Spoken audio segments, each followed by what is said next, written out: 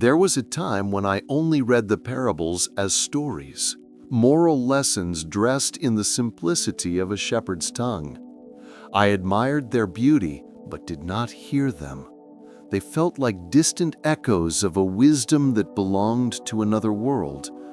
I did not yet understand that the voice of Christ is not written in ink, it is engraved in frequency. It happened one night while reading the Gospel according to Matthew. The words seemed ordinary until I reached, "No one lights a lamp and hides it under a bowl." Something in that verse stirred me. The letters trembled on the page, and suddenly the silence around me thickened, as if the air itself was listening. I felt a warmth behind my forehead, subtle, expanding, and for the first time I realized the lamp was not in the story, it was in me. It was as if a hidden door opened within my mind. The parables began to speak not through meaning, but through vibration. Each word shimmered with living energy, no longer metaphors, but codes. I understood then that every saying of Christ was a seed planted in the soil of consciousness, waiting for the heart to become fertile enough to let it bloom. That night, I saw the line between reading and remembering dissolve. I was no longer interpreting the scriptures, they were interpreting me. I could feel a light forming in the center of my brain, pulsating in harmony with my breath.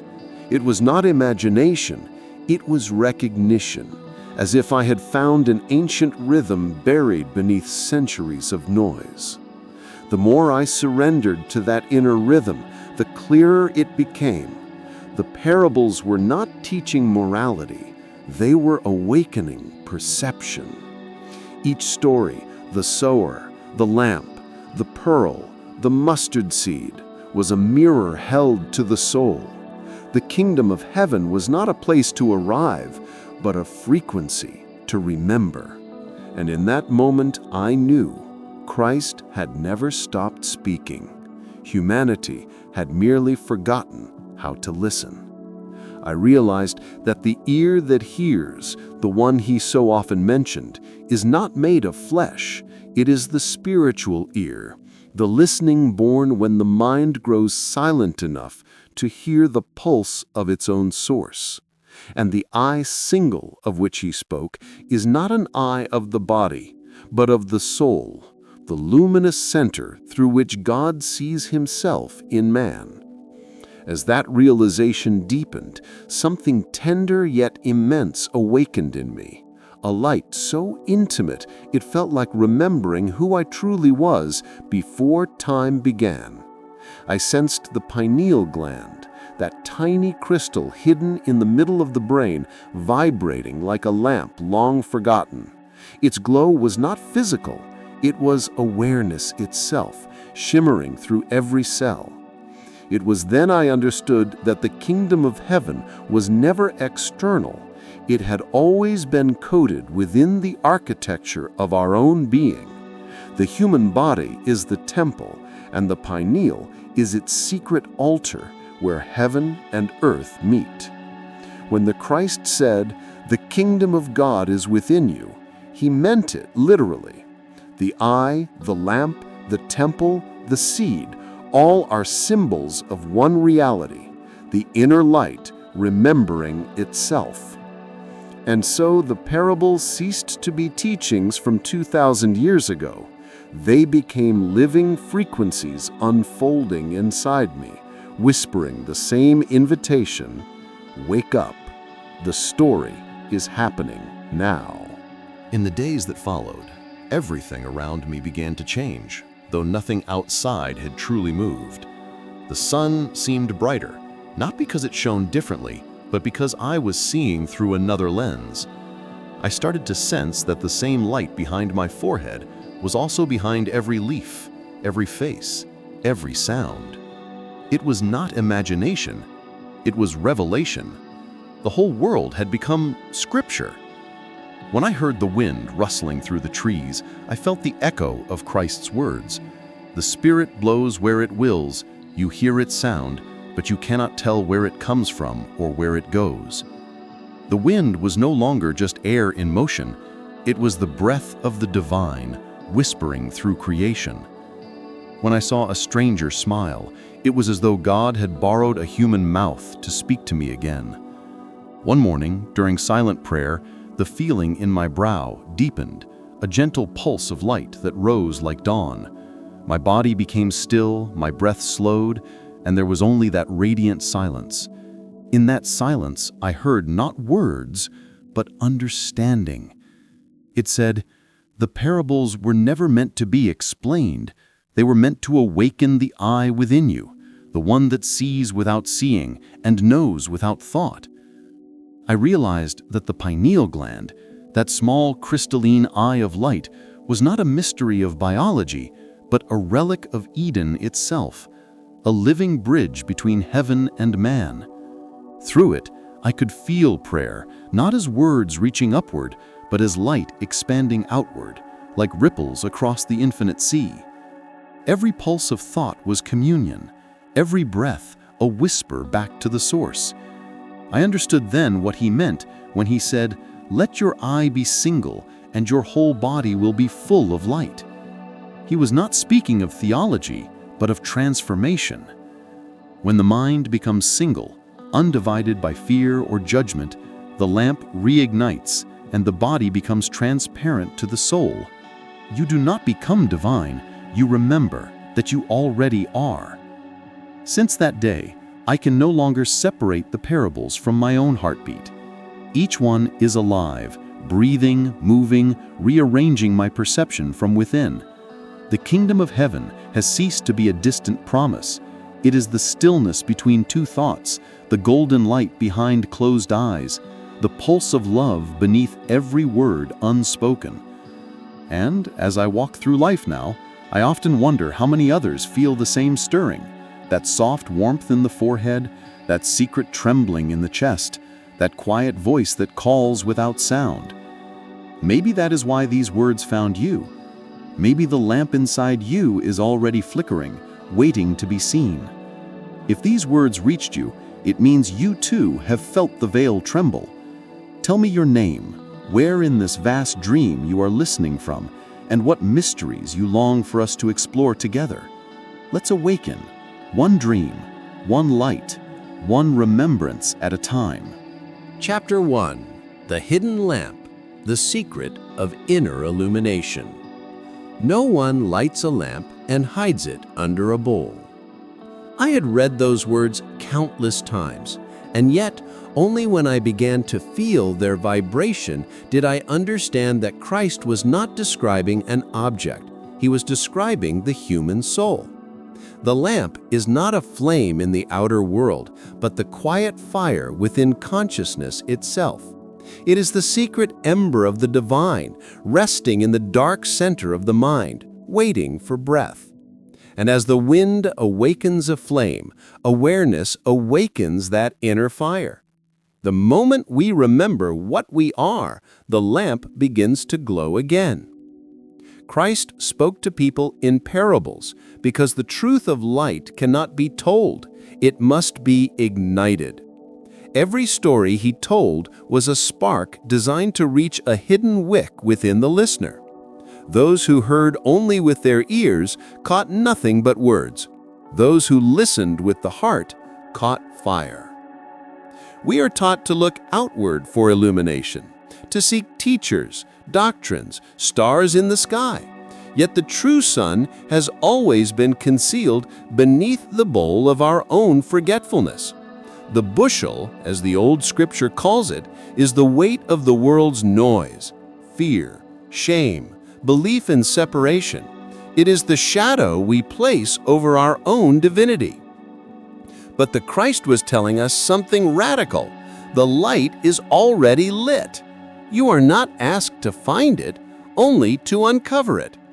Beneath the layers of memory and conditioning, beneath the stories you tell about who you are, there burns a living spark, the original consciousness that once said, "Let there be light." And that command was not the creation of the sun, It was the awakening of awareness itself. When you look into another person's eyes and feel that strange familiarity, when you sense the sacredness of silence before dawn, or the softness in the breath of forgiveness, that is the lamp flickering through the veil. It does not belong to you or me. It belongs to the one who dreamed us both. The greatest misunderstanding of human history has been this: we thought enlightenment was the reward for the saint, when in truth it is the inheritance of the living. You do not need to strive for light. You need only remove the covering that hides it. Every fear you release, every resentment you dissolve, every moment you choose to love instead of judge, that is a finger lifting the bowl from the lamp. And suddenly, the room of the mind fills with radiance. You do not illuminate yourself. You become transparent to the light that was always there. Christ's words were never meant to tell us what to believe, but how to remember. The lamp beneath the bowl is not a metaphor of loss. It is an invitation. He was saying, you have always been the light. Why hide it from yourself? And so the journey of illumination begins not with a search, but with a revelation. The light we seek in heaven burns already in the heart, silent, ancient, patient, waiting for the moment when we finally dared to lift the veil and see. If the lamp is the spirit, then the body must be its temple. And in that temple, the pineal gland stands as the candelabrum of the inner sanctuary. Hidden deep within the brain, tiny and crystalline, it has been called many names across time: the seat of the soul, the all-seeing eye, the throne of light. Ancient mystics knew what modern science is only beginning to rediscover, that this delicate organ is not merely a biological relic, but a portal. When Christ said, "The eye is the lamp of the body," he was not speaking in metaphor. He was revealing the design of the human spirit. For when this eye becomes single, undivided by conflict, purified of fear, the light of heaven floods the body, and perception itself becomes prayer. Every human being carries this sacred lamp within, but it remains dormant while the mind is scattered across desires and fears. It is not awakened by effort, but by alignment. The pineal responds to coherence, to thought, emotion, and breath flowing in harmony. When the heart forgives, when the breath slows, when thought becomes silent, something begins to shimmer within the skull, a sweetness, a hum, a quiet radiance. This is the lamp being lifted. The oil that fuels it is love. The flame that rises is awareness. The pineal is not the source of light. It is the mirror that reflects the light of the Christ within us. Like the chalice in an ancient temple, it receives the fire of heaven and distributes it through every cell. And when that light circulates freely, the whole body becomes luminous, not metaphorically, but energetically. In such moments of stillness, the veil between the inner and outer worlds thins. What the eyes once saw as separation begins to dissolve. The tree, the sky, the stranger's face, all pulse with the same living radiance. You realize that creation itself is an act of light, seeing itself through infinite forms. The lamp of the pineal does not burn with ordinary fire. It glows with remembrance. Its activation is not a mystical event to chase, but a gradual retuning of perception. The more we live in truth, the purer the oil. The purer the oil, the steadier the flame. When Christ said, "You are the light of the world," he was not flattering us. He was describing the nature of reality. The universe is luminous because consciousness is awake within it. To awaken this inner candelabrum is to walk the path of alchemy, turning the dense metals of thought into the gold of vision. The old mind, bound to judgment and fear, cannot see beyond the surface of things. But when the eye becomes single, the gaze transforms. The light does not merely fall upon the world, it flows from it. To see with the eye of Christ is to perceive creation as it truly is, a living radiance, endlessly giving birth to itself. And so, to uncover the lamp is not to escape the world, but to illuminate it. The purpose of light is not to withdraw into silence, but to reveal the beauty hidden within all things. When the pineal awakens, it is as though heaven opens behind the eyes. You begin to walk through the same streets, meet the same people, face the same challenges, and yet everything glows from within, as though God were looking back at you from every direction. This is the secret Christ hid in plain sight. You are not the seeker of the light. You are its keeper. Chapter 2. The Field and the Seed. The Kingdom Grows in Silence. When Christ spoke of a sower going out to sow, he was not describing agriculture. He was revealing the hidden law of consciousness. Every thought, every emotion, every image we hold within the heart is a seed cast into the field of the invisible. Some fall upon the path of distraction and are devoured by noise. Some fall among thorns of fear and are choked by doubt. Some fall upon good soil and yield a harvest beyond measure. The soil he spoke of was not the earth beneath our feet, but the mind awakened to its creative power. Each of us is both the sower and the field. The outer world is but the echo of the inner landscape, the mirror in which our seeds take form. Whatever we believe deeply enough to feel, the universe must answer, not as reward or punishment, but as reflection. Reality is not something happening to us, it is something blooming through us. In the silence of meditation, I began to see this truth more clearly. Thoughts are not shadows in the mind, they are living vibrations, frequencies that ripple through the field of being. Some carry the fragrance of heaven, others the heaviness of fear, but each one seeks expression. And just as a farmer learns to discern which seeds are worthy of the soil, so must we learn which thoughts deserve the sacred ground of our awareness. Christ said, "The kingdom of heaven is like a man who scattered seed upon the earth. Though he sleeps and rises night and day, the seed sprouts and grows, he knows not how." That how is the mystery of divine intelligence, the silent cooperation between the human and the eternal. The growth of the seed is not our work, it is the work of the light within us. Our task is simply to prepare the soil, to keep the mind open, moist with humility, free of stones, and warmed by love. The parable of the sower is not a story of effort, it is a story of resonance. What we plant in faith must germinate in time, because thought is not confined to the skull. It is vibration in the substance of creation. Every time we imagine with feeling, we are sculpting the invisible. And when feeling ripens into conviction, the invisible becomes visible. I began to notice that even my unspoken moods were seeds. A passing fear could summon its likeness in the world. A quiet gratitude could open doors that logic could never find. Reality responded not to my prayers, but to my frequency.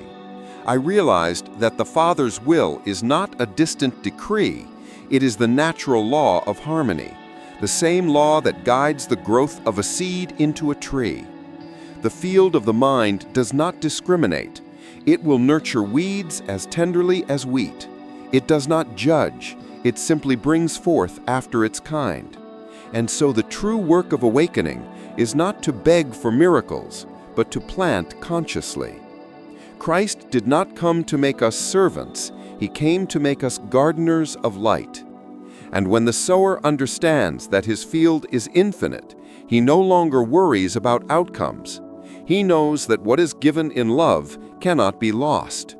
In the stillness of faith, He releases the seed into the wind of spirit, and then the miracle begins. The kingdom grows in silence. If the mind is the field, then the pineal gland is the most sacred soil within it, the hidden garden of the soul where thought becomes light and light becomes form. In the center of the brain, in a darkness deeper than night, a seed of divine potential waits for the warmth of attention. When the Christ within turns his gaze upon it, the seed stirs, expands, and begins to glow. Modern science calls this gland a regulator of sleep, a translator of light and rhythm, but the ancients knew it as something greater. The pineal is not merely biological, it is celestial. It bridges the physical and the eternal, transforming invisible impulses into perception, dream, and revelation. It is, in truth, the soil where heaven and earth meet. Each thought sown in this inner field carries a vibration, an imprint of belief wrapped in feeling. The pineal, like a living mirror, receives these vibrations and translates them into frequency. If the thought is born of fear, the energy thickens. It forms the dense matter of confusion and heaviness. If the thought is born of love, it becomes radiant, a current of light moving outward through every cell. Thus, every human being creates worlds from within, whether in ignorance or awareness. When Christ said, "The kingdom of heaven is within you," he was describing a literal mechanism of creation. The kingdom is not distant, it is energetic. The pineal is the womb of that kingdom, a chalice of divine chemistry. Through it, intention condenses into manifestation, just as a seed buried in darkness unfolds into the fragrance of a flower. The darkness of the skull is not a void, but a cradle. As I began to meditate upon this truth, I sensed that every moment of silence was fertilizing that inner field. My thoughts became seeds, my emotions became rain, and my faith became sunlight. There were days when doubt returned, when the soil felt cold and unyielding, but even those moments were part of the rhythm. The Christ never demands constant bloom. He asks only for trust in the unseen season. With time, I began to notice something gentle awakening behind my forehead. Not a flash of light, but a clarity, a sense of being watched from within by love itself. It was as if the divine gardener had taken over the tending of my field. My dreams grew more vivid, my intuitions more precise, my compassion more effortless. I was not becoming holy, I was becoming whole. The Pineal teaches us the law of gestation, that all things unfold in divine timing. When we plant the thought of peace and water it with faith, the harvest comes silently, often through means the intellect could never foresee. We do not command the soil, we cooperate with it. The Christ sower does not force growth, he trusts the intelligence of the seed.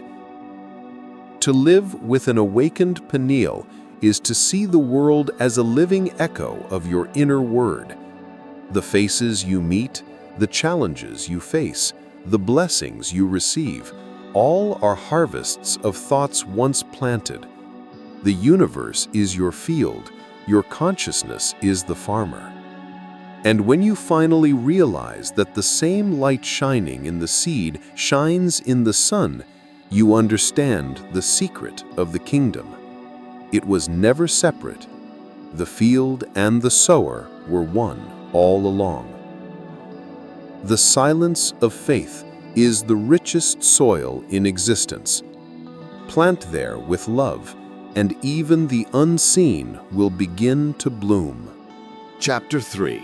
The Treasure Hidden in the Body. The kingdom of heaven is like a treasure hidden in a field. For years I thought this meant that heaven was far away, buried in some forgotten place beyond the reach of time. Only later did I realize that the field Christ spoke of was not the earth outside, but the living earth within, this body of clay that hides divine gold in its dust. The more I looked inward, the more the parable revealed itself as a map of anatomy and soul. The human body, in all its fragility, is the sacred ground of creation. Within it lies a secret chamber, a field planted by the eternal sower himself. And somewhere in that vast landscape of nerves, bones, and breath, the treasure sleeps, the pineal light, the lamp of God, folded inside matter. Most of us wander across the field of life, unaware of what rests beneath our feet. We search for meaning in stars, in scriptures, in distant heavens, while the kingdom quietly hums within our very cells.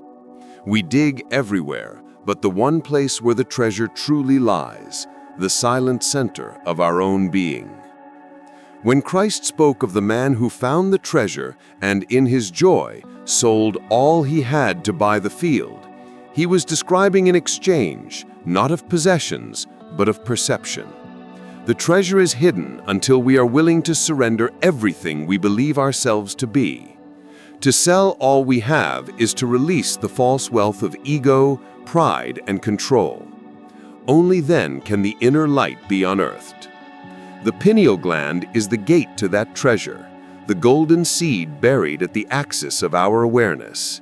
It is the eye through which the invisible sun of the soul shines into the world. When awakened, it reveals that the human being is not a fragment of creation. He is creation remembering itself. The body is not an obstacle to heaven. It is its vessel. To meditate upon the treasure is to enter a sacred archaeology of the spirit. Layer by layer, illusion is removed, fear, shame, guilt, self-judgment, until the pure gold of consciousness gleams. Beneath every scar, every memory, every limitation, there is a silent radiance untouched by time. That radiance is the Christ within, the indestructible presence that never fell from grace. The parable is not about searching, but about finding by feeling. The treasure does not reveal itself through effort. It opens through surrender. Just as a miner listens to the sound of earth for a hollow tone that signals hidden metal, the soul listens within for a vibration of truth, a warmth, a pulse, a sudden stillness that whispers, "You are standing where heaven begins." When the man in the parable discovered the treasure, he was overwhelmed by joy. That joy is not emotion, it is recognition. It is the soul's laughter when it finally sees that what it sought was never lost. The treasure has always been shining beneath the soil of the body, waiting for the one who dares to look inward with eyes of light. And so the field, the treasure, the man, they are not three, they are one. The field is the body, the man is the seeker, the treasure is the light that made both. To find the treasure is not the end of the journey. It is the moment the journey dissolves. The man in the parable did not keep the treasure a secret. He became it. His joy was not in owning something new, but in realizing that nothing had ever been missing. When the light is uncovered, it does not belong to the seeker. It consumes him gently until only the light remains. The awakening of the pineal is much the same. It begins not with flashes of vision, but with the soft disarmament of the mind. To see with the inner eye is to cease striving, to allow the divine to see through you. The more we cling to identity, our roles, our wounds, our righteousness, the thicker the dust upon the treasure. But when we let go, When we sell all by releasing the story of me, the radiance begins to rise from within like dawn remembered. There is a moment, often subtle, when the eyes close and an inner brightness appears, not a hallucination, but a quiet knowing that light exists even without sight. It feels like forgiveness becoming tangible. The breath deepens, the heart softens, and the boundaries between inside and outside blur. That is the Christ light stirring in the pineal, the spark reclaiming its origin. This illumination does not inflate the self, it dissolves it. The ego trembles before such purity, for it cannot survive in the brilliance of unconditional love. Yet its surrender is not death, it is liberation. The man who sold everything did not lose, he gained the only wealth that cannot fade. So too, when we release our false possessions, our opinions, our fears, our need to control, the infinite pours into the emptied vessel. As the lamp of the pineal brightens, perception shifts. The body no longer feels like a cage of matter, but a flowing current of light. Every organ, every cell begins to hum with quiet intelligence. The heart becomes a sun, the breath becomes a river. You realize that spirit was never trapped in flesh, it was expressing itself as flesh. The treasure hidden in the field of the body is not gold, it is awareness itself, learning to shine through form. To live from this vision is to walk the world as one who has already found everything. You may still labor, still love, still weep, but beneath every act flows a silent joy, the joy of recognition. You no longer chase meaning, you radiate it. Wherever you look, you see the same treasure glimmering behind appearances. In a stranger's eyes, in the pattern of rain on glass, in the pulse of your own hands. This is what Christ meant when he said, "The kingdom of heaven is at hand." It is not a place to enter, but a perception to awaken. The kingdom is the light that looks through you when you remember who you are. And that memory, once recovered, changes everything. You become like the man in the parable, joyful, weightless, transparent to the divine. The body becomes the field no longer buried but alive, and every breath becomes a song of gratitude. The treasure was never hidden from you. You were hidden from it, and now you see. Chapter 4. The Eye Single, when the body becomes light. If your eye be single, your whole body shall be full of light. Few sentences ever spoken contain such hidden power. In those 11 words, Christ condensed a complete science of illumination. He was not speaking of morality, nor of belief, but of perception, of a way of seeing that restores the unity of the soul. The single eye is not an organ, but a state of awareness. It is the vision of the heart before it was divided by judgment. When the eye is single, it no longer splits reality into sacred and profane, right and wrong, heaven and earth. It sees as God sees, through love. Most eyes look outward. They seek forms, names, histories. But the inner eye, the eye Christ called simple, turns inward and perceives light itself. This is the eye of innocence, the lens polished by humility. When it opens, the world ceases to appear as matter. It reveals itself as vibration, movement, energy, pure consciousness dancing as creation. I used to think of light as something emitted by stars and lamps, something that traveled through space to strike the retina. But the more I contemplated his words, the more I understood. Light is not merely what we see, it is what we are. To be full of light is not a poetic metaphor, it is the destiny of the awakened body. In those moments of deep stillness, when the mind grows silent and the breath slows into eternity, a subtle luminosity begins to emerge. It is not seen with the physical eyes, but felt as radiance. It hums behind the forehead, it ripples down the spine. It glows in the chest like a hidden dawn. This is the inner sun of the soul, rising through the temple of the body, the Christ light seeking expression. When Christ spoke of the single eye, he was not proposing a doctrine, but describing an experience. The divided mind perceives darkness because it sees through fear. The unified mind perceives light because it sees through love.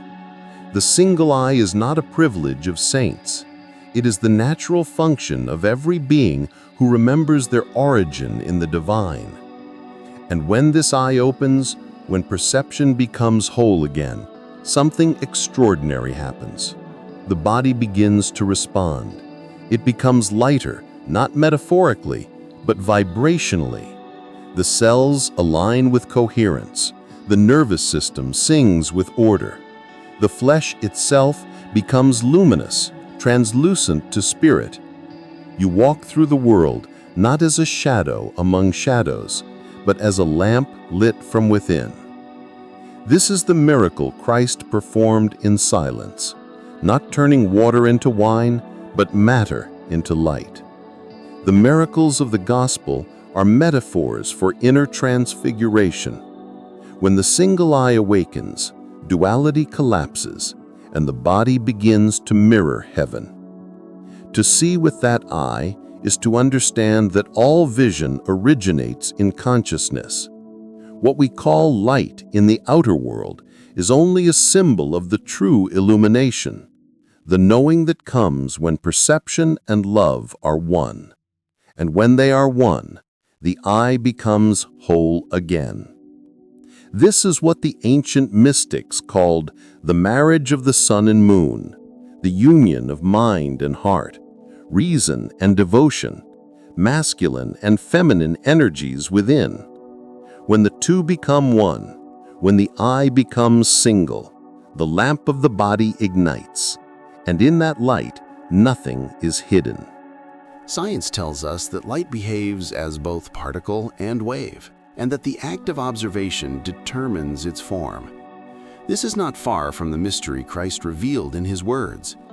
If your eye be single, if perception becomes unified, unconflicted, whole, then creation itself aligns with that harmony. The universe responds to the purity of our gaze. The pineal gland, the lamp of the body, is the biological echo of this cosmic law.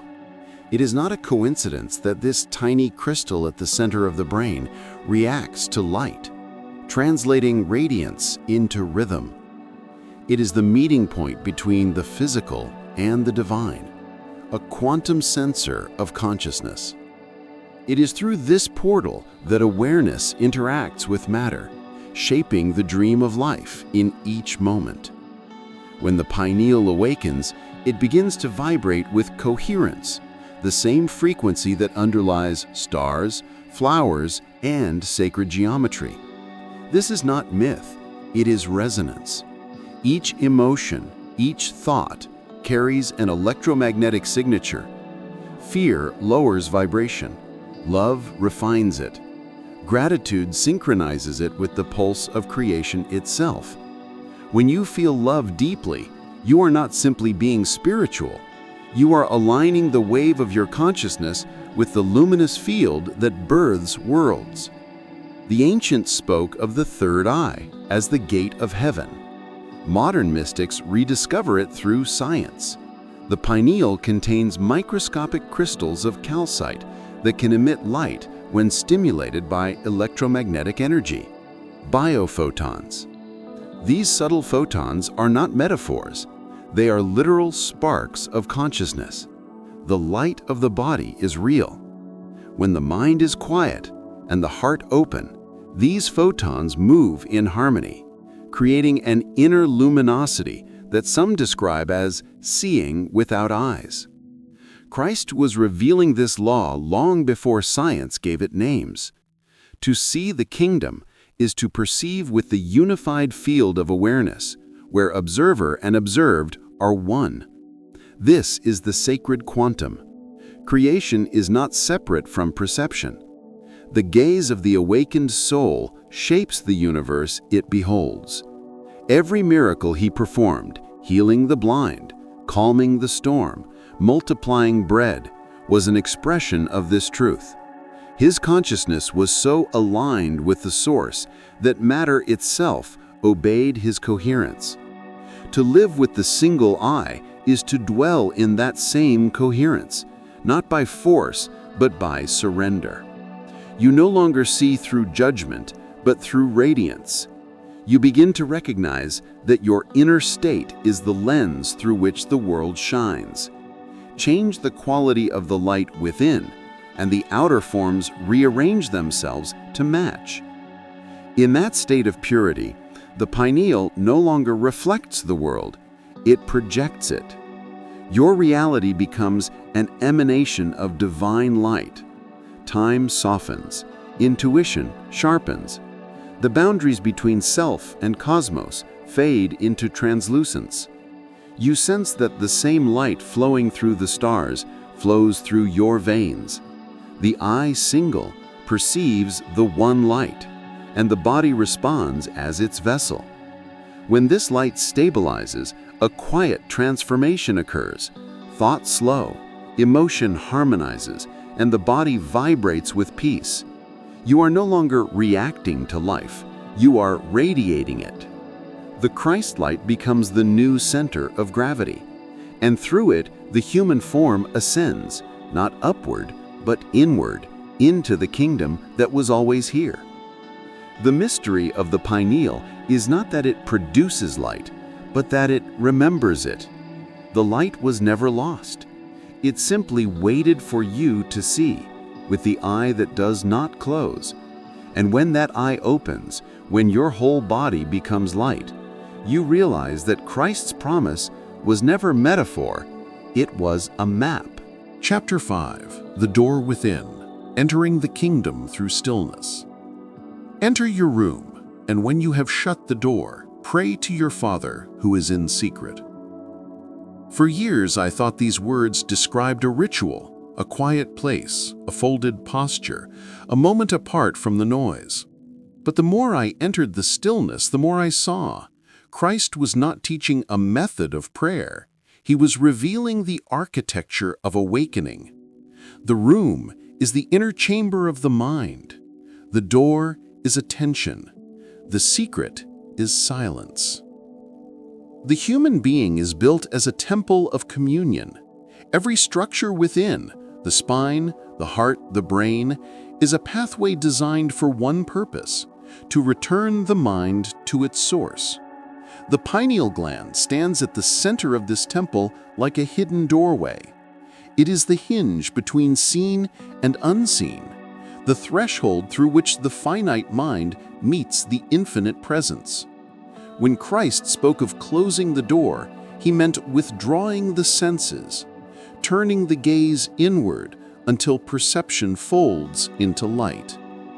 Meditation, then, is not escape, it is entrance. It is the movement from multiplicity to oneness, from noise to stillness, from thought to being. The act of closing the door is the withdrawal of energy from the outer world, the great return of awareness to its origin. And in that inner sanctuary, the Father waits, not as an external being, but as the silent field from which all being flows. When I first began to pray in secret, I expected revelation to come as words, as instruction or vision. Instead, It came as absence, the vanishing of noise, the dissolving of the one who was seeking. In the stillness, the prayer I thought I was speaking became something else entirely.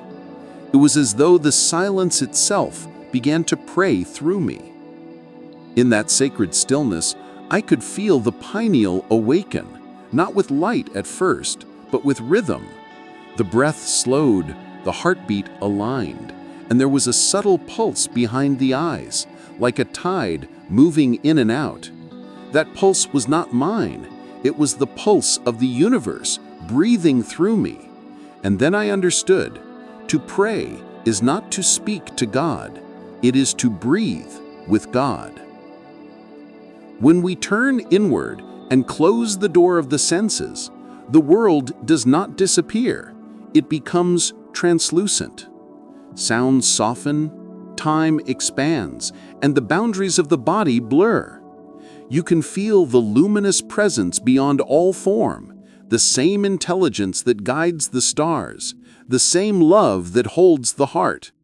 The Father in secret is not hidden from us, but within us, waiting for our awareness to enter His rhythm.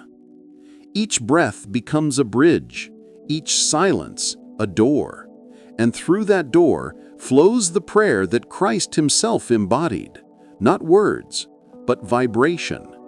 The true prayer does not rise upward, it radiates outward. It is not a plea, it is communion.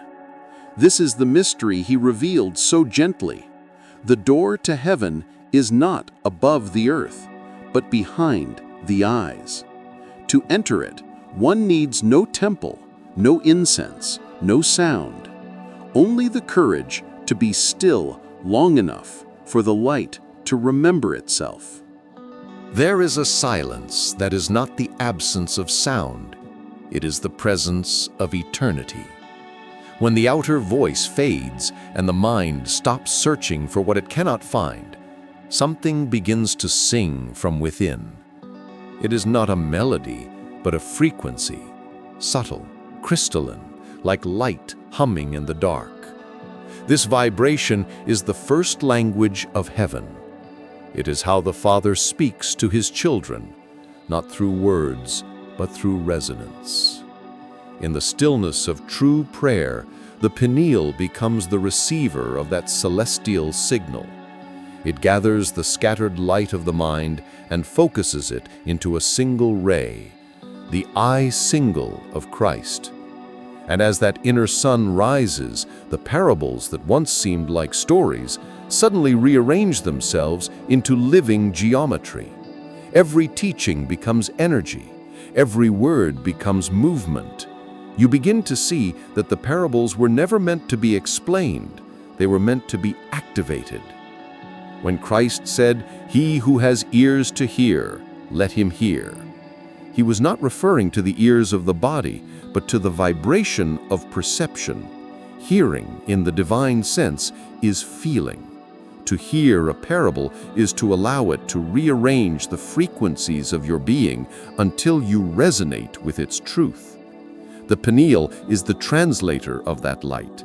It decodes the hidden mathematics of the word, turning sound into awareness and awareness into revelation. Silence, then, is not passive. It is the great alchemist of transformation. Within the still field of mind, energy reorganizes itself. Thought becomes gold, emotion becomes compassion, and perception becomes light. When the mind surrenders to quiet, the currents of divine intelligence begin their sacred work. They flow through the brain, through the spine, through the heart, repairing, remembering, rebuilding. This is why Christ withdrew to the mountains, to the deserts, to lonely places. He was not escaping the world, He was listening to its heartbeat beneath the noise. In silence, the parables are no longer scriptures to be studied, but living frequencies that awaken in the blood. The sower, the lamp, the mustard seed, the lost coin, each becomes a vibration, a tone within the great symphony of consciousness. When you dwell in that silence long enough, you begin to feel the difference between thought and awareness, between sound and tone. You perceive the invisible texture of prayer. The moment the body stills, the inner currents begin to hum, as though the entire universe were leaning in to listen. It is in that moment the pineal opens, not like a flower seeking light, but like a star remembering it is light. In Urantian wisdom, this is the point of at-one-ment, when human will and divine will move in unison. It is not ecstasy, it is harmony. The Father in secret becomes the breath of your own awareness. The words of Christ dissolve into vibration, and the vibration becomes vision. And that vision, silent and eternal, is prayer in its purest form, communion through resonance. The kingdom, then, is not reached by ascension, but by stillness. The door is not found by movement, but by remembering you were never outside. You close your eyes, breathe deeply, and realize that the entire cosmos is praying with you. The galaxies turn with your breath. The stars exhale through your heartbeat. And the silence between those movements, that infinite pause, is God listening through you. To pray in secret is to vibrate in truth. To be still is to awaken. The pineal glows, the word becomes light, and the room within you, that secret chamber Christ spoke of, becomes the universe itself. Chapter 6. The Pearl of Great Price, the Sacrifice of the Lower Self. The kingdom of heaven is like unto a merchant seeking goodly pearls, who, when he had found one pearl of great price, went and sold all that he had and bought it. For centuries these words have echoed in the minds of those who seek the invisible. Few have understood that the pearl is not found in the sea of this world, but within the ocean of the self, an orb of light gestating in the darkness of experience. The merchant is the soul itself, wandering through lifetimes, gathering fragments of wisdom, longing for the single treasure that will end the search. The pearl is formed through pressure, through irritation, through the friction of what wounds and awakens. It is the product of pain transfigured by meaning. Just as the oyster takes what would harm it, a grain of sand, a fragment of intrusion, and wraps it in luminous layers until it becomes beauty, so does the soul take its suffering and encircle it with understanding, compassion, and divine remembrance until it becomes radiance. Every tear shed in humility becomes part of the nacre. Every act of forgiveness adds a sheen of light. Every renunciation of pride polishes the surface. Slowly, in the quiet depths of the inner sea, the soul becomes iridescent with truth. That is the alchemy of Christ, not escape from human experience, but its transmutation into divine resonance. The Urantian teachings call this process soul crystallization, the gradual coalescence of mortal experience into something that survives death.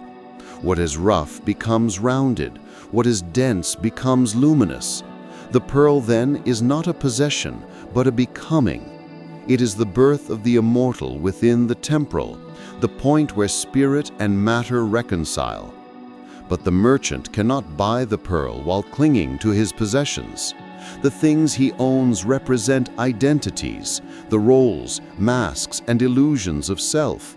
To purchase the pearl is to surrender them. It is to give up the comfort of being someone, to become the nameless awareness through which all things are seen. The price of the pearl is everything that is not love. This is why few dare to buy it, for it demands the death of pretense, the stripping away of attachments, the willingness to let the self dissolve in order to uncover what was never lost. But those who do, those who sell all to purchase the light within, discover that nothing of real value was ever taken from them, only shadows were surrendered, so the sun might enter. The Christ within speaks, "You must lose your life to find it." And that life is not the beating of the heart, but the illusion of separation, the dream of I and mine. When the pineal flame awakens, its light exposes every false identity. It shows the soul what it is not, until only the clear pearl of being remains. To hold this pearl is to hold eternity, not as possession, but as recognition. The soul becomes a mirror for the divine gaze, and in that reflection, the lower self bows in adoration to the higher. The ego is not destroyed, it is transfigured into service. It becomes the lens through which the infinite looks tenderly upon creation. True transmutation begins not in the mind, but in the feeling. The emotional body is the furnace where the raw materials of the soul are refined. Anger becomes courage. Desire becomes devotion. Fear becomes awe. Every emotion is a frequency waiting to be retuned. The Christ within does not reject emotion. He baptizes it in light, turning it from chaos into song. Imagine your heart as an altar and your pineal as a lamp burning above it. When a dense emotion arises, jealousy, shame, resentment, you do not suppress it, nor do you act it out. You bring it to the altar and lift it toward the lamp. You breathe light into it, naming it not as enemy, but as energy longing for transformation. In that sacred gesture, the wave collapses into peace. This is the secret of inner alchemy. Nothing is to be cast away. The same fire that consumes the false self also forges the true one. Christ did not come to destroy desire, but to sanctify it, to remind man that every yearning, at its root, is the desire to return to God. The alchemist does not flee from darkness. He enters it with the torch of awareness, knowing that even shadow is condensed light. As the lower self begins to surrender, the body itself shifts. The pineal, the pearl of the brain, starts to secrete the luminous essence ancient mystics called the dew of resurrection. It is said in the hidden Gospels that when Christ was transfigured, his face shone like the sun, because his entire being had become this living pearl. It was the culmination of emotional purity, the harmonization of heaven and earth within a single form. To walk this path is to participate in that same mystery. You learn to feel without drowning, to love without owning, to surrender without losing. The ego, once the tyrant, becomes the servant. You begin to speak less, to listen more, to move gently through the world as though carrying something fragile, because you are. You are carrying the embryonic light of God within you. In the Urantian vision, this moment marks the fusion between human mind and the indwelling spirit, the thought adjuster, the living fragment of the Father. When the vibration of the soul becomes pure enough, the union is irreversible. The mortal becomes immortal. The temporal becomes eternal. This is the ultimate meaning of the pearl. Consciousness so refined by love that it can house divinity without distortion. Christ's parables were codes of this inner transmutation. Blessed are the pure in heart, for they shall see God. Purity is not moral perfection, it is transparency. Nothing stands between you and the light. You see not with eyes, but with essence. You no longer seek to possess the pearl, for you have become it, luminous, complete, serene. And then a strange thing happens. The world begins to mirror your clarity. Conflicts fade, relationships soften, time slows. Life itself starts to feel translucent, as though reality were breathing with you. you realize that the divine alchemy is not about escaping the world, but redeeming it, turning every ordinary moment into a reflection of the pearl's quiet brilliance. This is the great reversal. To give up the lesser self is to find the infinite one. To surrender everything is to discover that nothing real can be lost. And so the merchant smiles, his hands empty, his heart radiant, for he knows that the pearl he sought was never for sale. It was growing inside him all along. Chapter 7. The Light Body, the Transfiguration Within, when the flesh became light. On the mountain, under the silent blue of the celestial dome, something extraordinary occurred, not outside of time, but within it. The disciples saw Christ's face shine like the sun, and his garments turned white as light. The scriptures call it transfiguration, yet few have realized it was not a divine spectacle to be witnessed. It was a mirror of what awaits every soul that remembers its origin. The mountain was symbolic, the elevation of consciousness. When the Master ascended with Peter, James, and John, he was leading the mind, emotion, and will up toward their own illumination. Each disciple represented a faculty of the human psyche, climbing out of density into transparency. And when they reached the summit, the veil between form and essence grew thin. The matter of Christ's body yielded to the frequency of his spirit. In that luminous moment, the human and the divine were no longer two. The atoms themselves surrendered to the vibration of love so pure that light began to escape through matter. It was not magic, it was remembrance. For the body had always been a garment woven from light, dense, yes, but still divine. The transfiguration was the unveiling of that truth, that flesh, when suffused with awareness, becomes radiant. In the hidden teachings of Urantia, this moment represents the fusion of the thought adjuster, the fragment of the Father within, with the mortal consciousness. It is the consummation of divine companionship, the marriage of soul and spirit. The pineal, anciently called the crystal gate, acts as the bridge where this meeting occurs. It receives the current of the higher worlds and distributes it through the endocrine symphony of the body, turning biology into theology, the Word made flesh.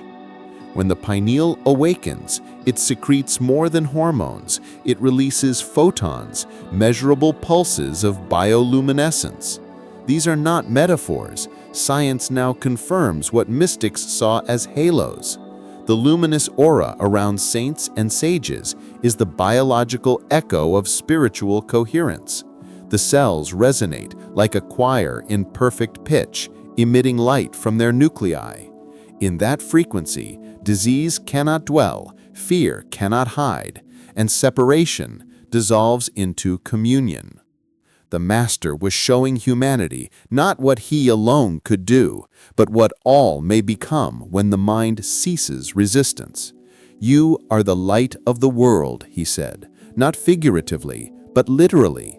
Every cell carries that lamp. The difference lies in attention. Where your gaze rests, energy flows.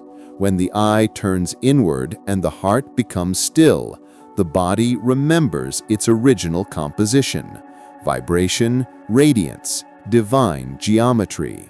Thus, the transfiguration was not an exception, but a revelation of the rule. It was a cosmic demonstration of what happens when consciousness aligns with its source. The mortal becomes translucent, the finite reveals the infinite, and the physical form sings the silent hymn of the divine particle it truly is. Inside the brain, the pineal gland glows like a hidden star, surrounded by the ventricles that resemble a chalice. Ancient mystics saw in this anatomy the Grail itself, the sacred cup in which spirit and matter mingle. When the heart beats in coherence and the breath slows into prayer, the cerebrospinal fluid begins to rise like a tide, washing through the spinal column and bathing the pineal in liquid light. This inner baptism ignites the light body, the subtle architecture that mirrors the human form in pure energy. It is the body that Christ displayed on the mountain, not ethereal, but glorified. The pineal acts as the switch between dimensions, translating the high frequency of the soul into bioelectric harmony. The flesh is not denied, it is sanctified. In meditation, one may feel the subtle hum behind the forehead, the pressure at the crown, the pulse at the heart. These are not random sensations. They are the instruments of the temple, tuning themselves to a higher key. The light body begins to awaken, not through effort, but through surrender. The mind quiets, the breath deepens, thought becomes transparent. The Holy of Holies opens, not above, but within. As the light body stabilizes, perception changes. The world appears softer, almost translucent. Colors seem alive, sounds more melodic, movements more fluid. The boundaries of me and other blur. Compassion arises naturally, as though the universe were breathing through you. This is the consciousness of Christ, not an ideal to worship, but a frequency to embody. It is the state in which the pineal no longer filters divinity, but transmits it freely, making every gesture a sacrament. The ancients spoke of this state as the Merkaba, the chariot of light that carries the soul between worlds. In Urantia's cosmology, it parallels the Urantia form, the transition body that souls inhabit after death, woven of both spirit and pattern. But here, while alive, the transfigured one begins to build that same structure consciously. It is resurrection in slow motion, the spirit reclaiming its garment of glory before leaving the earth. When Christ descended from the mountain, he did not keep his radiance to himself. He walked back into the valley of human struggle, luminous yet humble, to remind us that the divine must dwell in the ordinary. The true light body is not meant to escape the world, but to illuminate it. Each act of kindness, each forgiving thought, each breath taken in gratitude expands the inner radiance. The temple grows through love. The pineal, once dormant, becomes the lamp that never extinguishes. Its photons are the modern parables, silent sermons that speak without words. To live in that state is to embody the mystery of the transfiguration continually, to let the spirit shine through the skin, to let heaven glow through humanity. When the mind surrenders to light, the body becomes a cathedral, every cell a stained glass window, every breath a psalm. You realize then that the kingdom of heaven is not a place to arrive at, but a radiance to awaken, and you are already standing in its brilliance. Chapter 8. The Return to the Garden, Living with the Open Eye. Before time began to count itself, before man called the world by names, there was a garden, not of geography, but of perception. The scriptures call it Eden, yet it was never a place to which one could travel. It was a vibration, a harmony between the visible and the invisible, where thought and matter danced together like sunlight upon water. Humanity did not fall from a paradise of trees and rivers, but from a state of knowing that all was sacred. The story of the garden is the story of memory. It is the tale of consciousness descending into forgetfulness, of the eye that once saw unity becoming divided by fear. The serpent was not evil. It was duality, the tension between opposites that gave birth to choice. And in choosing to see through separation, humanity began to dream of exile. Eden vanished not because God expelled man, but because man closed the inner eye. Christ came to open that eye again. Every parable, Every act of healing, every quiet moment in prayer was a hand reaching into the dream, calling us back to the garden within. When he said, "Blessed are the pure in heart, for they shall see God," he was not promising a future reward, but describing the restoration of that ancient vision, the return of Eden through perception. Purity in this sense means clarity, to see without distortion, without judgment, without the lens of fear. The open eye is not an organ but a state, the fusion of the pineal and the heart, the reunion of wisdom and love. In that balance, perception ceases to divide. You no longer see a tree as matter, a person as form, or an event as accident. You perceive the living fabric of divinity flowing through all things, the Christ light threading creation together. In Urantia, this is called soul unification, the harmonizing of all fragments of personality around the divine nucleus within. When that occurs, life ceases to be a battlefield and becomes a garden once more. The same serpent of time that once tempted now coils peacefully at the feet of the awakened, its duality integrated, its power redeemed. The flaming sword guarding the gate turns into light, guiding the way home. The pineal, that once hidden lamp, opens fully, radiating gentle frequencies through the brain and heart. You feel as though the air itself prays with you. Every leaf, every ray of light, every ripple of wind, whispering the same wordless mantra. It is all one. This is Eden restored, not through escape from the world, but through the sanctification of perception. The kingdom has always been here, awaiting the moment you remember how to look. To live with the open eye is to recognize that you are both gardener and garden, that every thought plants, every emotion waters, every silence grows. The Christ within is the gardener, tending to each moment with tenderness. And the more you allow him to cultivate your gaze, the more beauty blooms where once there was blindness. After awakening, there is no need to flee to monasteries or mountains, for the mountain now lives in your breath. The garden becomes the world around you, streets, homes, conversations, moments of stillness between words.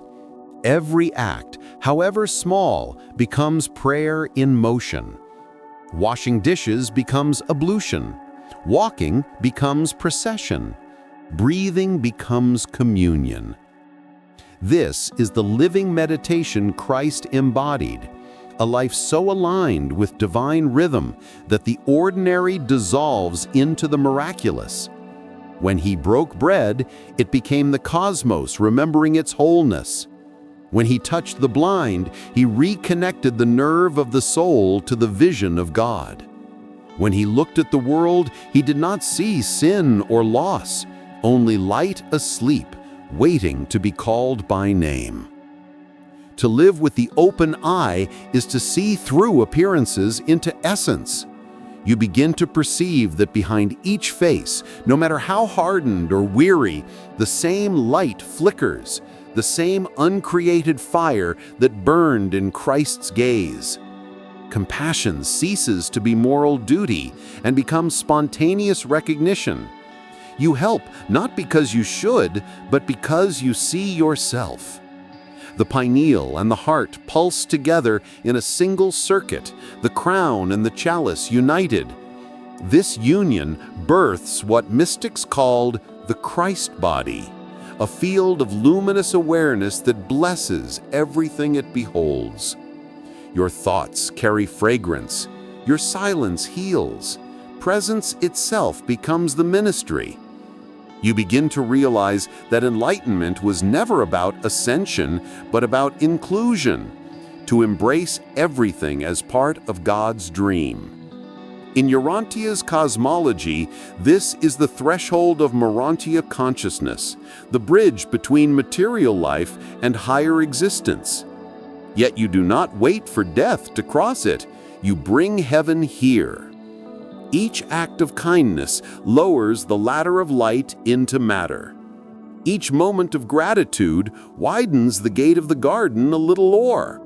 And soon you notice the earth itself begins to mirror that change. Animals draw nearer without fear. Strangers feel inexplicably comforted. The wind carries subtle harmonies. It is as though creation recognizes you again, for you have stopped naming it enemy and started calling it home. The pineal glows softly, not as a beacon to escape, but as a lamp to dwell. You understand now that the expulsion from Eden was never punishment. It was part of the long spiral of awakening, the journey from innocence to experience, to enlightened innocence. The return is not regression, but completion. The child within and the sage become one.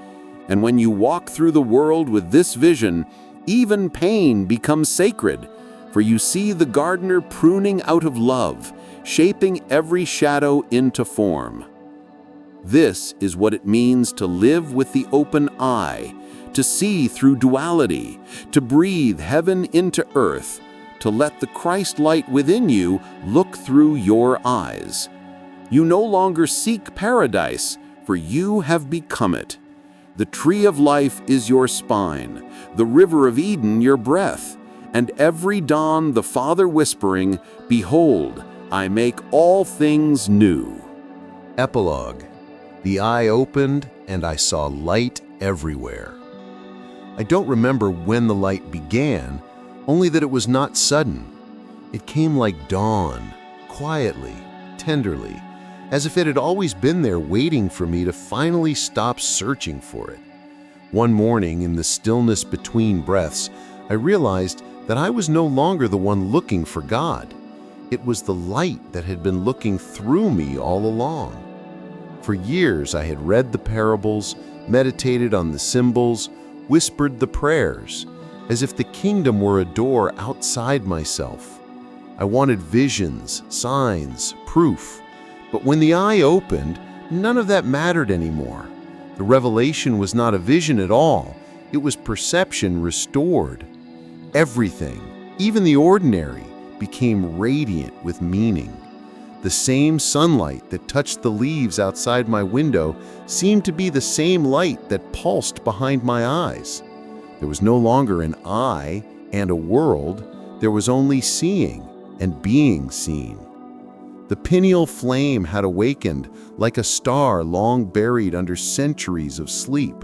It was not an explosion, but a remembering, as though my brain, my heart, and my breath began to hum the same note that creation has always sung. The boundaries dissolved. My thoughts became transparent.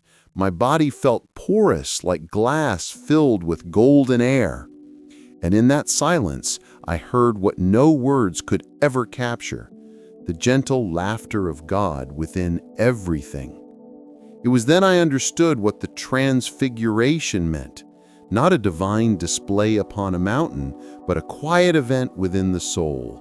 The Christ light had not descended from the heavens, it had risen from within the marrow of being.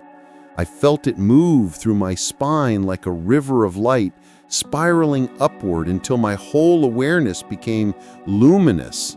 Every cell turned into a small sun.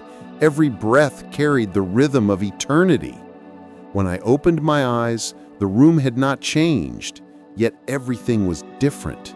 The walls glowed with presence. The air shimmered with peace. Even the silence had texture, alive and breathing. I realized that the kingdom was not coming someday. It was now, and it was always. Christ did not return. He had awakened, not in the sky, but in my gaze. I walked outside. The world moved as it always had, people hurrying, cars passing, leaves falling. But beneath it all, a secret pulse united everything. The beggar and the businessman, the bird and the wind, all were emanations of the same love. I could not see their flaws, only their radiance beneath the masks. The open eye does not judge, it blesses. It sees the light that hides inside every wound and whispers softly, "I know you. You are not broken. You are becoming." And in that knowing, compassion replaced effort. Life no longer needed to be fixed, it only needed to be witnessed with love.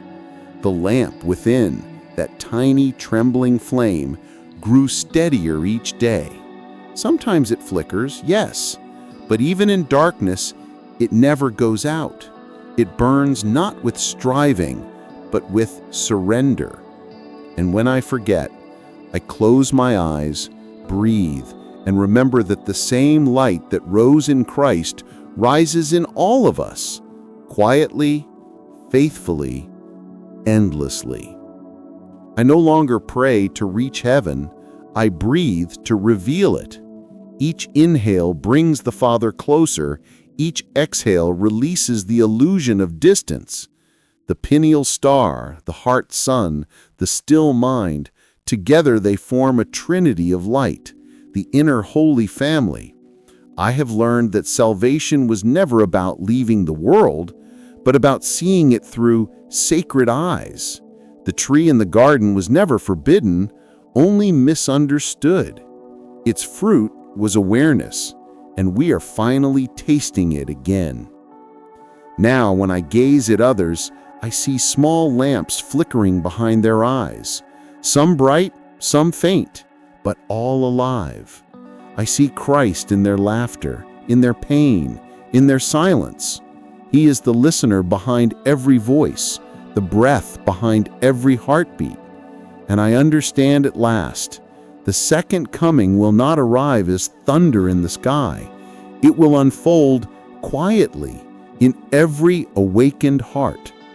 So here I stand, not enlightened, not finished, just awake enough to know that everything is light, pretending to be form. The parables were never stories, they were mirrors, and when the eye opened, I saw that the one telling them had never left. The dream continues, yes, but now it is lucid. The kingdom is not above or beyond, it is within, looking out through eyes that have remembered how to see. The Christ light walks with me, not ahead, not apart, but as the rhythm of my own awareness.